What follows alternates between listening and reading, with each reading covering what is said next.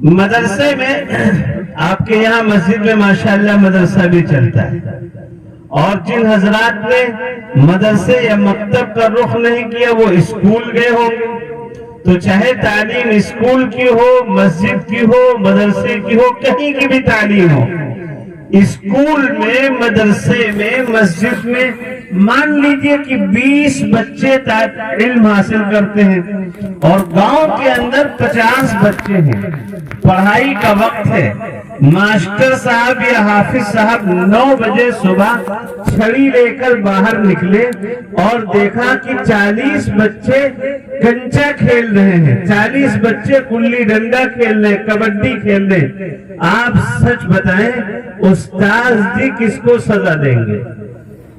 سارے بچوں کو سزا دیں گے؟ ماسٹر صاحب سب کو ماریں گے؟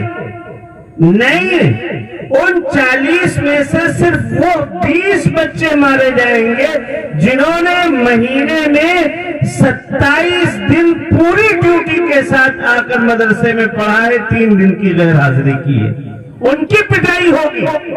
اور جو بچے 30 دن سے غیر حاضر ہیں ان کو استاذ کچھ نہیں کہے گا۔ کیوں؟ اس لیے کہ ان بچوں کو کامیاب ہونا ہے، ان بچوں کو آگے بڑھنا ہے، ان بچوں کو ترقی کرنا ہے۔ اور یہ بات میں خالی مثال سے نہیں سمجھا رہا ہوں، قرآن میں اللہ فرما رہے ہیں وَلَوْلَا أَن يَكُونَ النَّاسُ أُمَّةً وَاحِدَةً لَجَعَلْنَا لِمَن يَكْفُرُ بِالرَّحْمَنِ لِبُيُوتِهِمْ سُقُفًا مِّن فِضَّةٍ وَمَعَارِجَ عَلَيْهَا يَظْهَرُونَ وَلِبُيُوتِهِمْ أَبْوَابًا وَسُرُرًا۔ اللہ تبارک و تعالی نے قرآن میں کیا فرمایا؟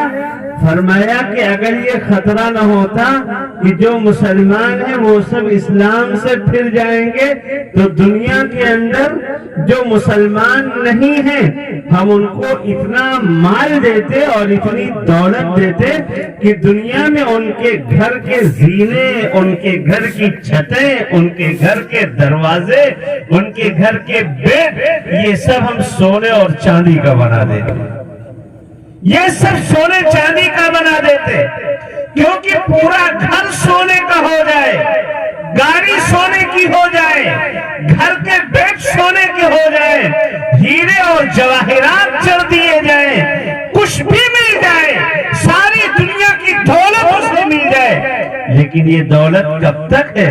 جب تک جسم کے اندر جان باقی ہے۔ تھوڑے دنوں میں دولت ساتھ چھوڑ دے گی۔ اللہ کی قسم میں کھا کر کہتا ہوں، ہمارے نبی صلی اللہ علیہ وسلم نے جو کچھ فرمایا ہے 100% صحیح فرمایا ہے۔ پیارے آقا صلی اللہ علیہ وسلم کیا فرماتے ہیں؟ جنت میں جو نعمتیں ملیں گی ان نعمتوں میں ایک جنتی کے ناخن میں جو میل اکٹھا ہو جاتی ہے وہ میل دنیا کی ساری نعمتوں سے بڑھ کر، وہ میل دنیا کی ساری نعمتوں سے افضل۔ تو اللہ ایمان والے کو کتنا دینے والا ہے؟ ایمان والے کو کامیاب کرنا چاہتا ہے۔ تاتاریوں کے زمانے میں لوگ نہیں جانتے ہوں گے، ایک دور گزرا ہے مسلمانوں پر، بغداد کے علاقے میں قتل عام ہوا تھا۔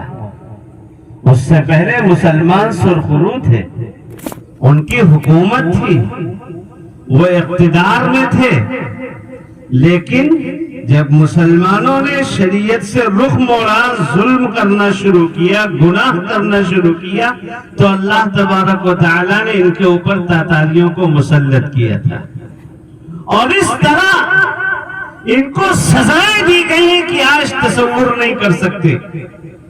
ایک عورت کتنی کمزور ہوتی ہے، 300 مسلمانوں کو لائن میں کھڑا کرتی تھی اور کہتی تھی کہ میں جا رہی ہوں، تلوار لے کر آؤں گی، کوئی ہلنا نہیں یہاں سے۔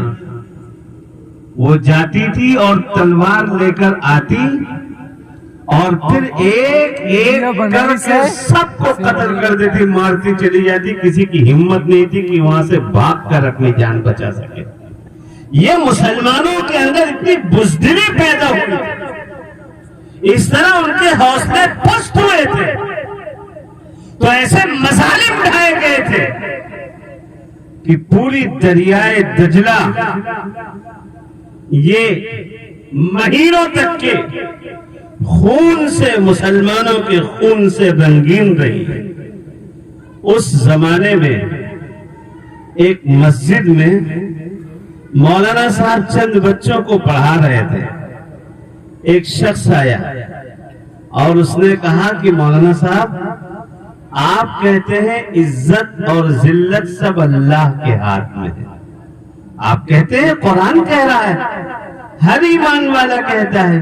اللہ تعالیٰ نے فرمایا قُلِ اللَّهُمَّ مَالِكَ الْمُلْكِ تُؤْتِي الْمُلْكَ مَن تَشَاءُ وَتَنزِعُ الْمُلْكَ مِمَّن تَشَاءُ۔ اللہ جسے چاہتا ہے حکومت دیتا ہے، جس سے چاہتا ہے حکومت چھین لیتا ہے۔ وَتُعِزُّ مَن تَشَاءُ وَتُذِلُّ مَن تَشَاءُ۔ اللہ جسے چاہتا ہے عزت دیتا اور جسے چاہتا ہے ذلت دیتا ہے، ذلیل کر دیتا ہے۔ فرمایا وَلِلَّهِ الْعِزَّةُ وَلِرَسُولِهِ وَلِلْمُؤْمِنِينَ۔ عزت اللہ کے لیے، اللہ کے رسول کے لیے، ایمان والوں کے لیے۔ ایک جگہ پر فرمایا من كان يريد العزة فلله العزة جميعا۔ جو شخص بھی عزت دار ہونا چاہتا ہے، عزت کا مالک اللہ ہے، اپنا رشتہ اللہ سے جوڑ لے، اللہ عزت دے گا۔ تو یہ کہا اگر آپ کہتے ہیں عزت کا مالک اللہ ہے، اللہ جس سے محبت کرتا ہے اسے عزت دیتا ہے، اللہ جس سے نفرت کرتا ہے اس کو ذلیل کرتا ہے۔ آج دیکھو مسلمانوں کو اللہ نے ذلیل کیا ہے اور ہم عزت دار ہیں، تو اس کا مطلب تم جو یہ قرآن پڑھتے ہو، نماز پڑھاتے ہو، بچوں کو دین اسلام سکھاتے ہو، اللہ اس سے خوش نہیں ہے بلکہ ہماری عبادتوں سے اللہ خوش ہوتا ہے۔ سوال تھا، بڑا غضب کا سوال تھا کہ نہیں؟ اور آج کے حالات میں، آج کے ماحول میں آپ ذرا سنجیدگی سے بیٹھ کر دل پر ہاتھ رکھ کر سوچیں تو یہ سوال مسلمانوں کے ذہن و دماغ میں پیدا ہوتا ہے کہ جب عزت کا مالک وہ ہے، اللہ ہے، تو اللہ تعالیٰ نے جس کو عزت دی اللہ اسی سے محبت کرتا ہے۔ تو مولانا صاحب نے تاتاریوں کو سمجھایا، اس زمانے کی بات میں کر رہا ہوں، اس وقت مولانا صاحب نے تاتاری کو سمجھایا اور کیا کہا؟ کہا دیکھو آپ نے کبھی بکری چرانے والے کو دیکھا ہے؟ ہاں دیکھا ہے، ہمارے یہاں بکریاں زیادہ پالی نہیں جاتی، لیکن جن علاقوں میں لوگ بکریوں کو زیادہ پالتے ہیں، 200 500 1000 بکریاں پالتے ہیں، کاروبار کرتے ہیں، تو وہاں بکریوں کو پالنے والے ایک مزدور رکھتے ہیں، نوکر رکھتے ہیں کہ جاؤ بکریوں کو چرا کر لاؤ۔ اب ظاہر سی بات ہے وہ اکیلا نوکر 500 بکریوں کو کیسے سنبھالے گا، کیسے چرائے گا؟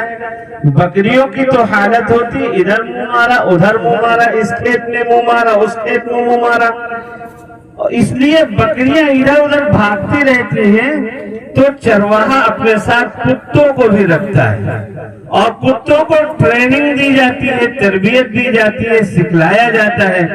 وہ کتے اس طرح ہوتے ہیں کہ جب بکریاں ادھر ادھر منہ مارنے لگتی ہیں تو کتوں کو چھوڑ دیا جاتا ہے کہ بکریوں پر حملہ کریں، بکریاں پھر اپنے چراگاہ میں چلیں، اور جب تک بکریاں چرتی رہتی ہیں کتوں کو باندھ کر رکھتا ہے، وہ چھوڑتا نہیں ہے۔ کہاں دیکھا ہے اس طرح؟ ہم نے دیکھا ہے کہاں؟ بس یہی صورت حال ہے۔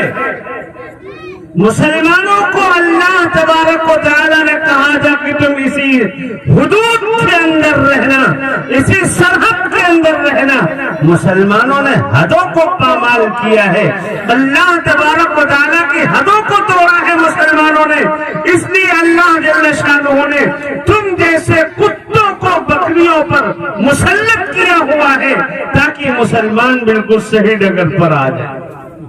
تو حالات تو اس لیے پیدا ہوتے ہیں کہ آپ صحیح ہو جائیں، ہم صحیح ہو جائیں، ہم صحیح ہو جائیں، اس لیے حالات پیدا ہوتے ہیں، ورنہ عزت اللہ نے کہاں رکھی ہے؟ حضرت محمد صلی اللہ علیہ وسلم کی تعلیمات